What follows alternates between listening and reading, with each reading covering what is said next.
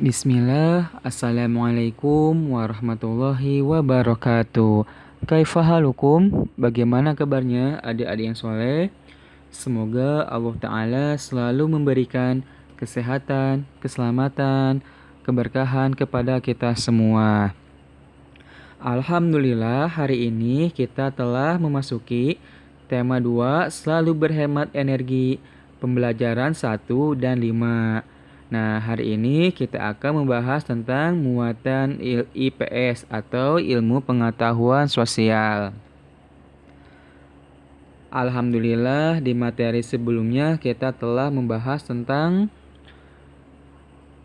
sumber daya alam berdasarkan kondisi di Indonesia. Nah, insya Allah materi hari ini kita akan membahas tentang pemanfaatan hewan dan tumbuhan, dan yang kedua, pemanfaatan sumber daya alam. Yang pertama, kita akan membahas tentang pemanfaatan tumbuhan dan hewan. Hewan dan tumbuhan banyak dimanfaatkan untuk keperluan hidup manusia. Hewan dan tumbuhan dapat dimanfaatkan sebagai bahan makanan, pakaian, obat-obatan, dan bahan kerajinan. Makhluk hidup terdiri atas tumbuhan, hewan, dan manusia. Manusia memerlukan tumbuhan dan hewan untuk memenuhi kebutuhan hidupnya. Hewan dan tumbuhan dikelola manusia sedemikian rupa sehingga memberikan manfaat bagi kehidupan manusia.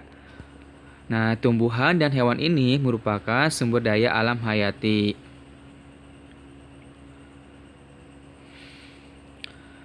Tumbuhan membantu lingkungan untuk menyediakan oksigen dan menahan air hujan agar tidak terjadi erosi. Tumbuhan juga berfungsi sebagai pelindung tanah-tanah yang miring agar tidak mudah longsor. Tumbuhan juga bermanfaat untuk menyerap karbon dioksida yang dikeluarkan manusia dan hewan lainnya untuk dimanfaatkan dalam proses fotosintesis. Nah, sedangkan hewan bermanfaat bagi manusia itu sebagai sumber bahan makanan. Kemudian hewan pengurai juga seperti mikroorganisme juga berfungsi untuk menguraikan sisa-sisa makanan menjadi zat makanan yang dapat diserap oleh tumbuhan sebagai zat hana. Nah, hewan juga bermanfaat untuk menjaga keseimbangan alam. Nah, mari kita perhatikan pada gambar contoh di samping.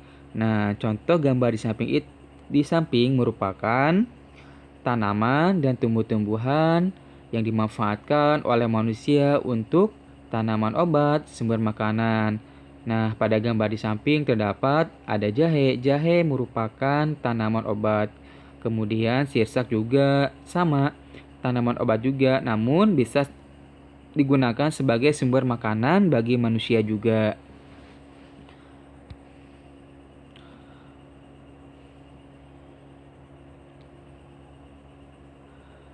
Kemudian hewan. Nah, silakan diamati gambar hewan di samping. Nah, hewan di samping merupakan gambar sapi. Nah, hewan sapi ini banyak sekali dipelihara oleh para peternak.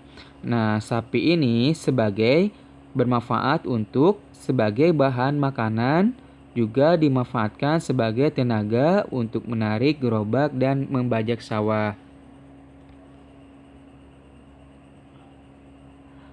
Alhamdulillah, Allah Subhanahu wa Ta'ala menciptakan tumbuh-tumbuhan, kemudian hewan-hewanan, itu bisa dimanfaatkan oleh manusia menjadi sumber makanan. Oleh sebab itu, kita harus bersyukur kepada Allah Subhanahu wa Ta'ala yang telah memberikan rizki, yang telah memberikan kepada kita sumber-sumber makanan, sehingga makanan tersebut dimanfaatkan oleh manusia sebagai sumber energi. Dan kita juga harus menjaga kelestarian lingkungan sekitar. Dan kita tidak boleh merusak lingkungan di muka bumi ini atau di lingkungan sekitar.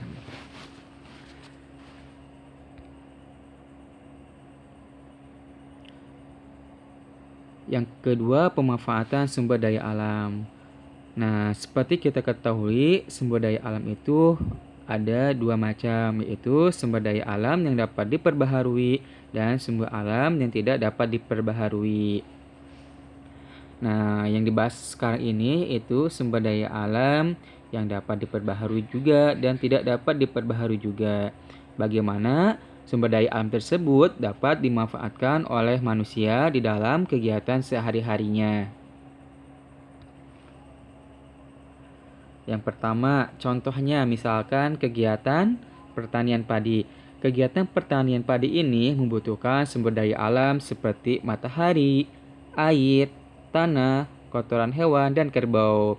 Nah, sumber daya alam tersebut bermanfaat bagi matahari sebagai pertumbuhan padi, kemudian air bermanfaat untuk mengairi lahan pertanian, tanah bermanfaat sebagai media tanam bagi padi, kemudian kotoran hewan dimanfaatkan sebagai pupuk tanaman, dan hewan kerbau dimanfaatkan oleh manusia sebagai tenaga untuk membantu membajak sawah. Kemudian kegiatan yang ketiga yaitu pembuatan ikan asin. Nah, pembuatan ikan asin ini membutuhkan sumber daya alam seperti kayu, garam, dan panas matahari. Nah, kayu bermanfaat untuk pembuat anyaman sebagai tempat pengeringan ikan. Nah, sedangkan garam bermanfaat untuk mengawetkan ikan asin dan panas matahari bermanfaat untuk mengeringkan ikan asin. Kemudian contoh yang ketiga yaitu kegiatan transportasi. Nah, sumber daya alam yang digunakan dalam kegiatan transportasi yaitu logam dan minyak bumi. Nah, logam ini bermanfaat untuk bahan pembuatan alat transportasi. Sedangkan minyak bumi digunakan untuk sebagai pembuatan bahan bakar utama. Nah, alhamdulillah sumber daya alam berupa hayati maupun non hayati yang telah Allah Azza wa Jalla berikan kepada kita semua. Kita harus selalu bersyukur atas segala nikmat yang telah diberikan dan juga memanfaatkannya dengan sebaik mungkinnya. Dan juga kita harus menjaga lingkungan dan kelestarian lingkungan sekitar. Baik, alhamdulillah pembelajaran hari ini telah selesai. Semoga ilmu yang disampaikan dapat bermanfaat bagi kita semua. Semoga Allah Ta'ala selalu memberikan pemahaman kepada kita tentang ilmu syar'inya, dan kita juga tetap semangat dan istiqomah dalam belajarnya. Baik, sekian dari Ustadz hari ini. Jazakumullah khairan. Wassalamualaikum warahmatullahi wabarakatuh.